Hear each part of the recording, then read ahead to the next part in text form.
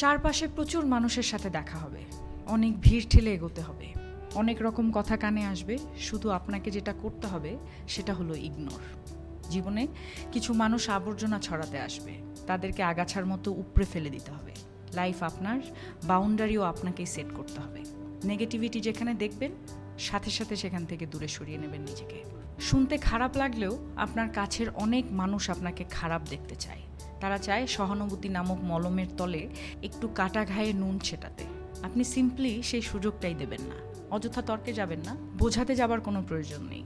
আপনার সামনে কেউ যদি বলে আপনি মূর্খ, তাই মেনে হেসে বেরিয়ে আসুন। ওই যে সময় আর এনার্জি বাঁচিয়ে নিলেন, ব্যাস কেল্লা ফতে। যে যা বলছে শুনে নিন, আর মুচকি হেসে শির দ্বারা সোজা করে নিজের সিদ্ধান্তটা নিজেই নিন। যারা নিজের সিদ্ধান্ত নিজে নিতে পারে তারা আসলে জীবন চেনে, বোঝে।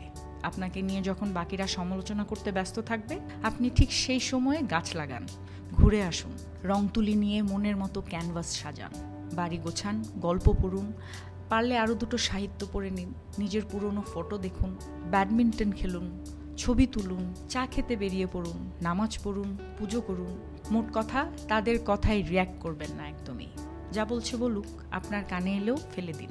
দিন শেষে আপনি জানেন আপনি কি,